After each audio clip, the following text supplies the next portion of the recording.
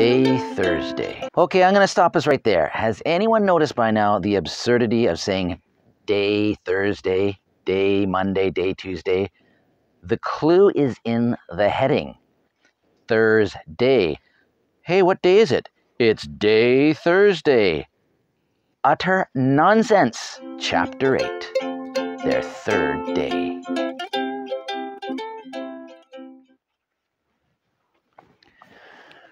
Early Thursday morning, but not too early, of course. It is the summer holidays, and what kid ever likes to get out of bed early if they don't have to? Anyway, Melody, Huey, and Tarzan got up relatively early, eager to get outside and start on a new expedition for the day. Having been on the island for 2 full days now, confidence was high, and they were keen to expand their range of exploration. Not to mention, they felt it prudent to put some distance between themselves and last night's riotous escapade. As such, they'd left the hoose far behind and found themselves standing before a rough patch of unfamiliar wilderness.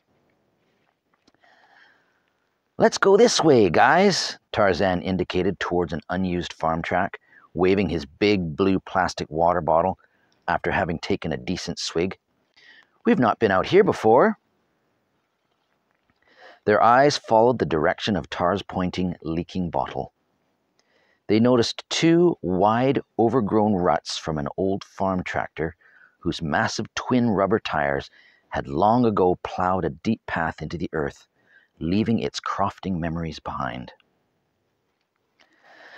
"Looks good to me," Hugo agreed, yanking his sister's hair before trotting on ahead. "Ow," Mel uttered her objection, calmly smoothing patches of what was left of her long hair with her hand. There must be more pleasant ways to start a day, but what do you expect when you're hanging out with a couple of rascally boys, one of them being your younger brother?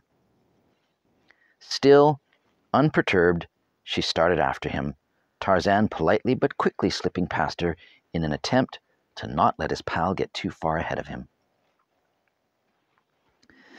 The kids stepped along in the tire trenches, happy to be out and about in the fresh outdoors, free to roam, free to explore. Eventually, the track stopped, disappearing altogether, leaving them to pick their own way along a narrow, faint, single path continuing on through the uncultivated terrain. The morning was warm enough, the sun occasionally peeking out from behind high white billows, as if to reassure them of its presence. "Don't worry, I'm still here." The fact was, there was nothing for the kids to worry about, other than Tarzan taunting the others, squirting them with his annoyingly cold water. The occasional blue moth flitted above the dry heather, only to be picked off by the accuracy of Tarzan's squirt gun. "Blam! Gotcha!" he boasted, pretending to spin and holster his 6-gun as if he was the lone sheriff of the wild frontier. Spying another renegade varmint, he took another swig for himself, then a quick aim at the flimsy outlaw, and let her have it. "The poor wee things," Melody defended, kneeling down to see if the drowning insect could be rescued. "Leave them alone, Tar. They're not bothering anybody." Tipping his hat, he gestured his apologies. "Begging your pardon, ma'am. I thought it 'twas a nasty vampire bat seeking to harm you, but it 'pears your ladyship is safe enough."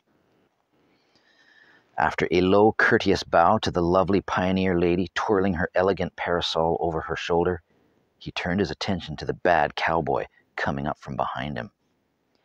"You!" Tarzan spun towards Hugo, cocking his federally issued shotgun once as a warning.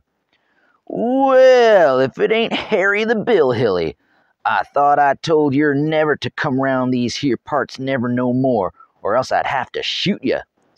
There ain't enough room in this here town for the both of us. You get me?" Judging from the grim expression on Hugo's face, he wasn't in the mood to play along. Initially in the lead, it hadn't taken long for the others to overtake him.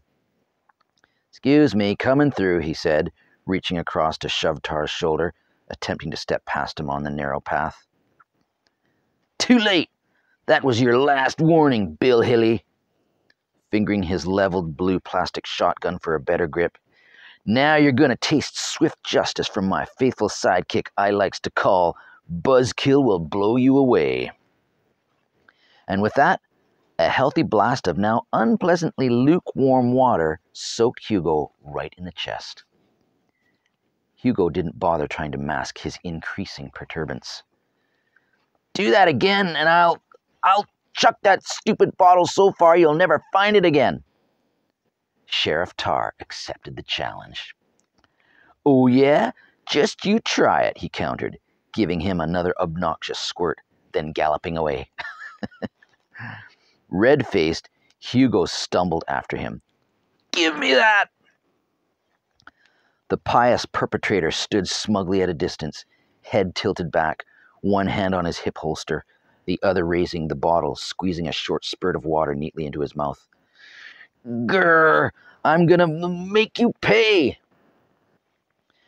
Sheriff Tar trotted easily around him, calling out to his mounted deputies to help surround the condemned man sentenced to a lynching by lasso. "Boys, up ahead," intervened the sensible sister. Melody had spotted a length of old boardwalk in the middle of nowhere. Dismissing their little spat, she headed towards it, aiming to lay herself down on the sun-heated boards. Running directly beneath the low walkway, a narrow stream of water meandered its way through the wild grass and heather.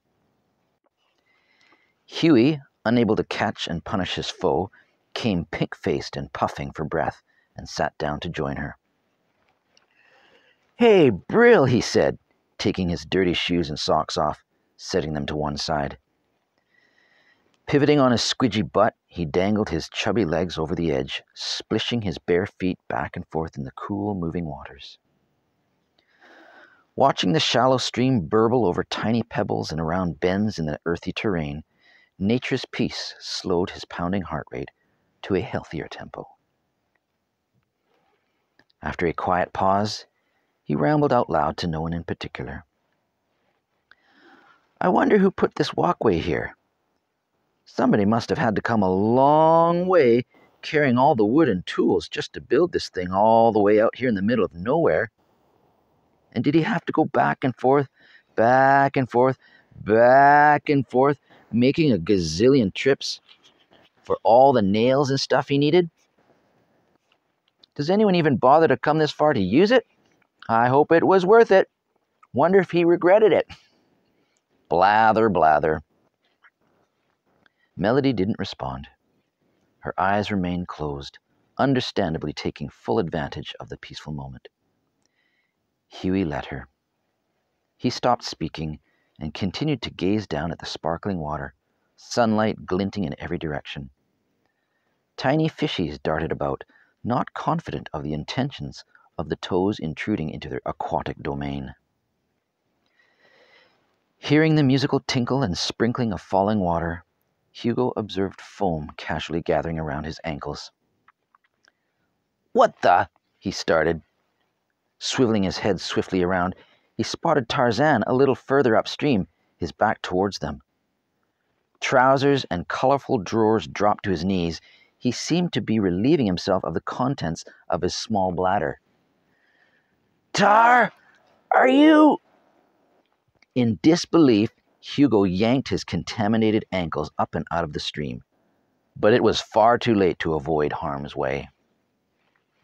"Stop that!" he yelled, leaning back on his palms.